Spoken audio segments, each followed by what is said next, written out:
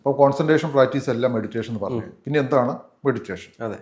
അപ്പോൾ ഇവിടെ നമ്മൾ ചിന്തിക്കേണ്ടത്, മനസ്സിലാക്കേണ്ടത് വളരെ പ്രധാനപ്പെട്ട ഒരു കാര്യം, നമുക്ക് പ്രശ്നങ്ങളുണ്ടെങ്കിൽ അതിന് മിക്കവാറും ഒരു സൊല്യൂഷൻസ് പ്രകൃതിയിലുണ്ടാവും എന്നുള്ളതാണ്. കാരണം പ്രകൃതി എന്ന് പറയുന്നത് അത്രയും ബൃഹത്തായിട്ടുള്ള ശക്തിയുള്ള ഒരു സംഭവമാണ്. ഞാൻ നേരത്തെ പറഞ്ഞ പോലെ ക്വാണ്ടം ഹീലിംഗ് എന്ന് പറയുന്നത് പ്രകൃതിയുടെ തന്നെ ഒരു വരദാനമാണ്. ശരിക്കും പറഞ്ഞാൽ നമ്മളത് ഉപയോഗിക്കാൻ പഠിക്കുന്നു മാത്രമേ ഉള്ളൂ. ഇവിടെ നമുക്ക് ഈ ഇഷ്യൂ ഉണ്ടെങ്കിൽ അതിനുള്ള സൊല്യൂഷൻ ഉണ്ടാവും. കാരണം നമുക്ക് കൺട്രോൾ ചെയ്യാൻ പറ്റുന്നില്ല, ഫോക്കസ് ചെയ്യാൻ പറ്റുന്നില്ല, ഒരുപാട് തോട്ട്സ് കടന്നു പോകുന്നു, മനസ്സിൻ്റെ മുകളിൽ നമുക്ക് കൺട്രോളില്ല, റിസോഴ്സസ് നഷ്ടപ്പെടുന്നു എന്നുള്ളതാണ് ഇഷ്യൂ എങ്കിൽ പ്രകൃതിയിൽ അതിനുള്ളൊരു സൊല്യൂഷൻ ഉണ്ട്. അതിനെ നമ്മൾ ടാപ്പ് ചെയ്യുകയാണ് ചെയ്യുന്നത് ഇതിൽ, മെഡിറ്റേഷനിൽ. അല്ലാതെ വെറുതെ കണ്ണടച്ചിരിക്കുന്ന ഒരു പരിപാടിയല്ല മെഡിറ്റേഷൻ.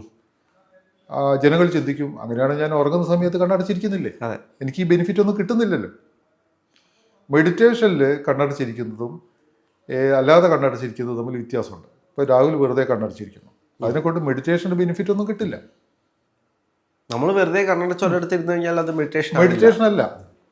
നമ്മൾ പ്രകൃതിയിൽ നിന്ന് കിട്ടുന്ന ഈ ഒരു ഊർജത്തെ ടാപ്പ് ചെയ്യാൻ കഴിഞ്ഞാൽ മാത്രമേ നമുക്ക് അതിനെക്കൊണ്ട് ബെനിഫിറ്റ് ഉള്ളൂ.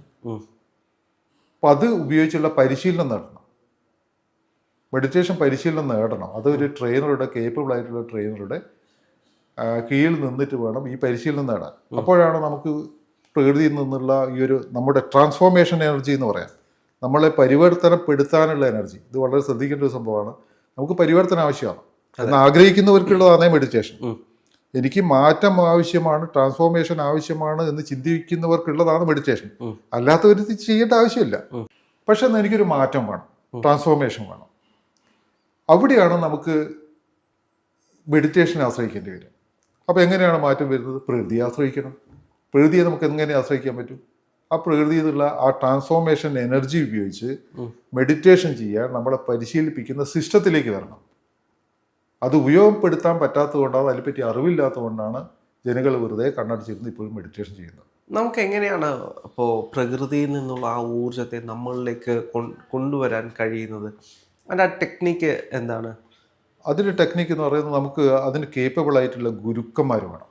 പ്രകൃതിയിൽ നിന്നുള്ള എനർജി ഉപയോഗിക്കാൻ പറ്റുന്ന ഗുരുക്കന്മാർ ഉണ്ട്, അവരെ കണ്ടെത്തുക. പ്രകൃതിയുടെ സപ്പോർട്ട് ഇല്ലെങ്കിൽ മെഡിറ്റേഷൻ ചെയ്യാൻ പറ്റില്ല. കാരണം ഇതൊരു വേറൊരു പ്രോസസ്സാണ്. അല്ല, ഈ ചില ആളുകളുണ്ട് രാവിലെ 3 മണി തൊട്ട് എണ്ണീറ്റിരുന്ന് മെഡിറ്റേഷനാണ്, പക്ഷെ അവർ പറയുന്നത് അവർക്കൊന്നും കിട്ടുന്നില്ല എന്നാണ്.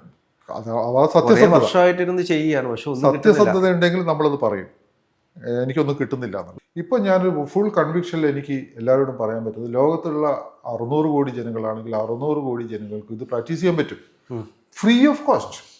ഇതൊരു ഫ്രീ സോഫ്റ്റ്വെയർ ആണ്, ഇതിലൊരു കമേഴ്ഷ്യൽ സംഭവമേ ഇല്ല. ഈ ട്രാൻസ്ഫോർമേഷൻ എനർജി അബണ്ടൻസ് ആയിട്ട് പ്രകൃതിയിൽ അവൈലബിൾ ആണ്. ഇത് ടാപ്പ് ചെയ്യാനുള്ള ഒരു ഗുരു, അതാരും നമുക്ക് കയറിയിട്ടങ്ങ്, കാരണം നമുക്കറിയില്ല. ഒരു തുന്നൽ പഠിക്കണമെങ്കിൽ പോലും നമുക്ക് ആരെങ്കിലും സപ്പോർട്ട് വേണം. എന്ന് പറഞ്ഞ പോലെ ഇത്രയും ആയിട്ടുള്ള ഒരു സംഭവത്തെ, ഒരു സോഫിസ്റ്റിക്കേറ്റഡ് സംഭവത്തെ നമുക്ക് ടാപ്പ് ചെയ്ത് നമുക്ക് അതിനെ പറ്റിയുള്ള ഒരു ഇത് കിട്ടണമെങ്കിൽ, ഒരു ആക്സസ് കിട്ടണമെങ്കിൽ അത് അറിയുന്ന ഒരാളെ എടുത്ത് പോകണം എന്നുള്ളതാണ്. സിമ്പിൾ സംഭവമാണ്, ഇത് എളുപ്പമാണ്, ഇത് അന്വേഷിച്ചാൽ മതി.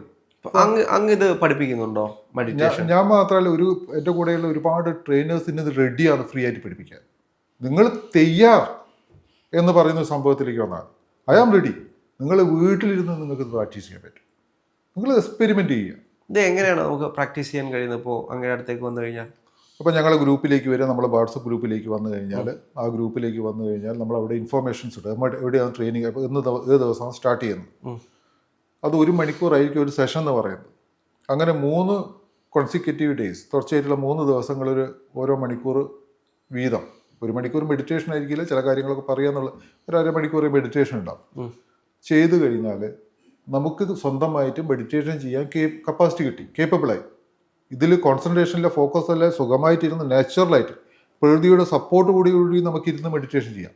അല്ലാതെ നമുക്ക് ഒരു 1/2 മണിക്കൂർ ഇരുന്ന് മെഡിറ്റേഷൻ ചെയ്യാന്ന് പറയുന്നത് എളുപ്പമൊന്നുമല്ല.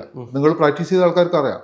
1 മണിക്കൂർ ഇരുന്നിട്ട് സുഖമായിട്ടിരുന്ന് മെഡിറ്റേഷൻ ചെയ്യാൻ ചിന്തകൾ കയറി വരും, നമുക്ക് ഫോക്കസ് ചെയ്യാൻ പറ്റുന്നില്ല, അതുപോലെ തന്നെ ഒരുപാട് ഡിസ്റ്റർബൻസ് വരും. ഇങ്ങനെയൊക്കെയാണ് മിക്കവാറും ആൾക്കാർക്ക് അത് അങ്ങനത്തെ ഒരു എക്സ്പീരിയൻസ് ഉണ്ടാവും. പ്രകൃതിയുടെ സപ്പോർട്ടോടുകൂടി ഇരുന്നാലേ നമുക്കിത് എൻജോയ് ചെയ്യാൻ പറ്റും. അവിടെ പിന്നെ ഫോക്കസ് ഇല്ല, കോൺസെൻട്രേഷൻ ഇല്ല, അത് എൻജോയ് ചെയ്യാം.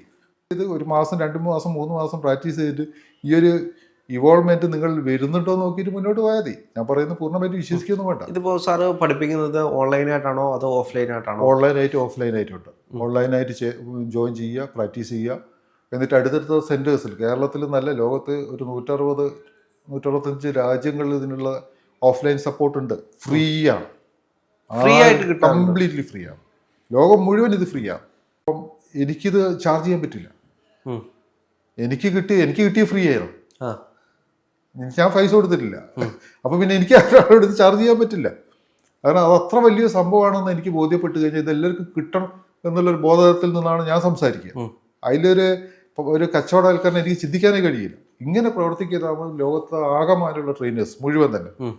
അവർക്ക് കിട്ടിയ ഒരു ജീവിതത്തിൽ നിന്ന് കിട്ടുന്ന ബാക്കി സമയം കൊണ്ട് ഒരു നല്ല പരിഗണന ഇതിന് കൊടുക്കുന്നുണ്ട്. ഒരാൾ കോൺടാക്ട് ചെയ്ത് കഴിഞ്ഞാൽ കഴിയുന്നത്ര അവർ സപ്പോർട്ട് ചെയ്യും. ഇങ്ങനെ നിസ്വാർത്ഥമായിട്ട് വർക്ക് ചെയ്യുന്ന ലക്ഷക്കണക്കിന് ട്രെയിനേഴ്സ് ലോകം മുഴുവനുണ്ട്. അപ്പോൾ അവരെ പ്രയോജനപ്പെടുത്തുക എന്നുള്ളതാണ്. അവർ റെഡിയാണ്. മെഡിറ്റേഷൻ ചെയ്യുന്നവർക്ക് ഇഷ്ടം പോലെ സമയം ഉണ്ടാവും. അതെങ്ങനെയാണ്? അതെനിക്ക് അനുഭവപ്പെട്ട ഒരു കാര്യമാണ്. എല്ലാവർക്കും അത് ഫീൽ ചെയ്യുന്ന ഒരു സംഭവമാണ്. നമ്മൾ അനാവശ്യമായിട്ടുള്ള ഒരുപാട് കാര്യങ്ങളിൽ ഇൻവോൾവ് ചെയ്യുന്നുണ്ട് എന്നല്ല, നമുക്കത് മനസ്സിലാവുന്നില്ല എന്നുള്ളതാണ്. മെഡിറ്റേഷൻ ചെയ്യും തോറും എന്താണ് എനിക്ക് വേണ്ടത്, എന്താണ് ഏറ്റവും പ്രധാനപ്പെട്ടത് എന്നത് നമുക്ക് തന്നെ ഒരു ധാരണ ഉണ്ടാവും. അപ്പോൾ അനാവശ്യമായിട്ട് തൽക്കാലം ആവശ്യമില്ലാത്ത കാര്യങ്ങളിൽ നമ്മൾ മനസ്സ് സ്പെൻഡ് ചെയ്യുന്നത് അല്ലെങ്കിൽ സമയം സ്പെൻഡ് ചെയ്യുന്നത് കുറയും ഓട്ടോമാറ്റിക്കലി. ഒന്ന്. രണ്ടാമത്തെ കാര്യം എന്ന് പറയുന്നത് ജീവിതത്തിൽ അടുക്കും ചിട്ടയുണ്ടാവും. നമ്മൾ രാവിലെ എഴുന്നേൽക്കുമ്പോൾ തന്നെ സമയം ഉണ്ടാവുമല്ലോ. അപ്പോൾ രാവിലെ സാധാരണ 8 മണിക്ക് എഴുന്നേൽക്കുന്ന ഒരാൾ 5 മണിക്ക് എണീറ്റ് കഴിഞ്ഞാൽ അങ്ങനെ ഉണ്ടാവും. അത് അടുത്തത്. മൂന്നാമത്തെ കാര്യം എന്ന് പറയുന്നത് ഇവരെ എഫിഷ്യൻസി കൂടും, സ്പീഡ് കൂടും. ചെയ്യുന്ന കാര്യങ്ങളൊക്കെ പെട്ടെന്ന് തീരും. അതുകൊണ്ട് അയാൾക്ക് സമയം ഉണ്ടാവും. വർക്കിൽ ഒരുപാട് സമയം എടുക്കുന്ന ആൾക്കാർ കുറഞ്ഞ സമയം കൊണ്ട് ആ വർക്ക് തീരും. ഒരുപാട് സന്തോഷമുണ്ട്. നമുക്ക് വീണ്ടും മറ്റൊരു എപ്പിസോഡായിട്ടിരിക്കാം. ഒരുപാട് താങ്ക് യു.